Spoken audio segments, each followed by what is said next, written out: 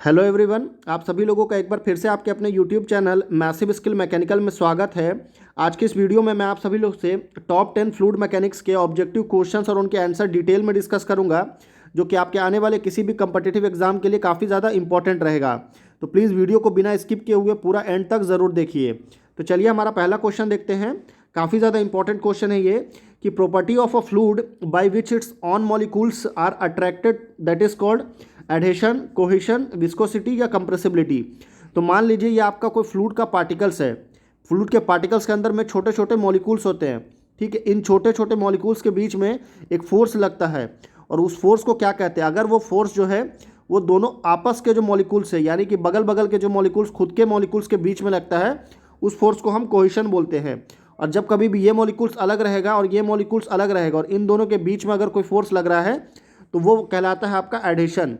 यानी कि different kind of molecules के बीच में जब लगेगा तो वो एडहेशन कहलाएगा, और जब वो सेम टाइप के जब आप फ्लूइड के बीच में लगेगा या ऑन मॉलिक्यूल्स में तो वो कोहेशन कहलाएगा। अगला क्वेश्चन देखते हैं कि mercury does not wet the glass, this is due to the property of a liquid is known as adhesion, cohesion, surface tension या विस्कोसिटी। तो बेसिकली ये मरकरी होता है। मान लीजिए मरकरी कुछ इस तरह दिखता है, ठीक है, नीचे से, और ये इसकी जो सरफेस होती है इनर साइड में, ये मैं आउटर साइड में बना रहा हूँ। जब इसको इनर साइड में आप देखेंगे, जब आपके इसके अंदर में मरकरी के अंदर में डालेंगे, बीकर के अंदर में मरकरी डालेंगे, तो वो ग्लास का जो सरफेस होता है उसको वो वेट नहीं करता है। रीज़न क्या है? क्योंकि वो उसमें अंदर में हाई सरफेस टेंशन होता है। तो सी करेक्ट आंसर होगा। अगला क्वेश्चन देखते हैं कि the property of a fluid which enables it to resist tensile stress that is known as compressibility, surface tension, cohesion या एडहेशन। तो मान लीजिए ये आपका कोई फ्लूइड का सरफेस है, ठीक है, नीचे आपका फ्लूइड है, ऊपर कोई फ्लूइड का सरफेस है, और इसके ऊपर में कौन सा फोर्स लग रहा है? टेंसाइल स्ट्रेस लग रहा है, मतलब टेंसाइल फोर्स लगेगा, ठीक है। टेंसाइल फोर्स में क्या होता है कि जो एक दूसरे के डिफरेंट टाइप का मॉलिक्यूल्स है, ये अपोजिट डायरेक्शन में आपका फोर्स लगता है, इस वजह से अपोजिट डायरेक्शन में स्ट्रेस क्रिएट होता है।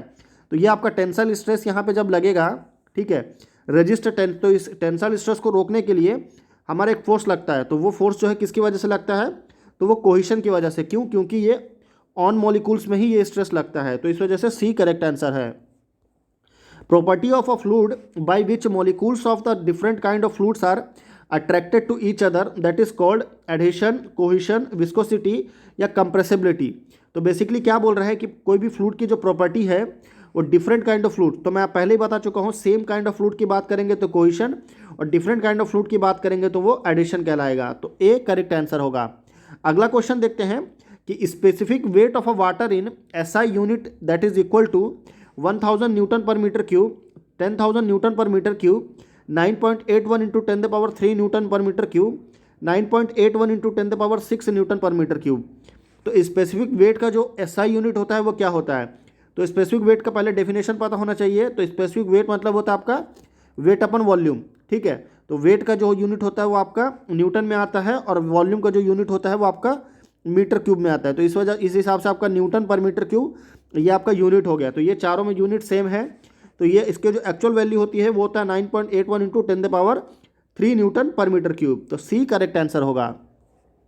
अगला क्वेश्चन है कि when the flow parameters at any given instant remains same at every point then flow is said to be quasi static, steady state, laminar या यूनिफॉर्म। तो बेसिकली मान लीजिए यहाँ पे क्या बोल रहा है? Flow parameters. तो पैरामीटर्स जो होते हैं उसमें वेलोसिटी भी आता है, प्रेशर भी आता है, वॉल्यूम, स्पेसिफिक वॉल्यूम, बहुत सारे जो फ्लो पैरामीटर्स है वो सब आते हैं। पर यहाँ पे जब कभी भी स्पेसिफिकली आपका फ्लो पैरामीटर की बात करेगा तो फ्लो में हमेशा आपका वेलोसिटी सबसे पहले रहता है। तो क्या बोल रहा है? Velocity at given instant remain same. अगर आपका वेलोसिटी कांस्टेंट है किसी भी पॉइंट पे तो that is called uniform flow, और अगर वेलोसिटी चेंज हो रहा है that means that is non uniform flow. अगला क्वेश्चन देखते हैं हम। क्वेश्चन नंबर 7 है कि which of the following is dimension less, यानी कि इन चारों में से कौन सा है जो डायमेंशन लेस होता है? Specific weight, specific volume, specific speed या स्पेसिफिक ग्रेविटी। तो डायमेंशन लेस क्या कौन होता है? डायमेंशन लेस वो होता है जिसमें कोई भी यूनिट नहीं होता। तो स्पेसिफिक वेट में भी इससे पहले हमने देखा न्यूटन पर मीटर क्यूब होता है, उसी तरह आपका वॉल्यूम का भी होता है, उसी तरह स्पीड का भी होता है, पर स्पेसिफिक ग्रेविटी का नहीं होता। क्यों? क्योंकि जिसको यूनिट है वो वाटर बटे स्टैंडर्ड फ्लूइड होता है, ठीक है, वाटर बटे स्टैंडर्ड फ्लूइड। तो दोनों का ऊपर वाटर वाटर रहता है इसलिए कट जाता है। तो आपका स्पेसिफिक ग्रेविटी का कोई यूनिट नहीं निकलता। अगला क्वेश्चन है कि the normal stress in a fluid will be constant in all direction at a point only if it has incompressible, it has uniform viscosity, it has zero viscosity, या it is frictionless. तो basically इस question का right answer मैं आपसे expect करूंगा कि आप मुझे इसका आंसर नीचे कमेंट करके बताइए। इस क्वेश्चन का राइट आंसर क्या होगा आप मुझे नीचे कमेंट करके बताइए। अगले क्वेश्चन पे जाते हैं हम। क्वेश्चन नंबर 9 है कि the tendency of a liquid surface to contract is due to the following property, cohesion, adhesion, viscosity या सरफेस टेंशन। तो किसी भी लिक्विड की सरफेस की क्या करना, कॉन्ट्रैक्ट टेंडेंसी, उस टेंडेंसी को क्या बोलते हैं, तो उस टेंडेंसी को हम सरफेस टेंशन बोलते हैं। तो डी करेक्ट आंसर होगा। लास्ट क्वेश्चन है कि the surface tension of a mercury at normal temperature compare to that of water is more less same या मोर और less depending on size of glass tube. तो basically surface tension of mercury का जो surface tension है वो normal temperature में compare to water क्या होगा, करने से क्या होगा, तो ये आपका मोर होगा, यानी कि ज़्यादा होगा। तो ए करेक्ट आंसर है।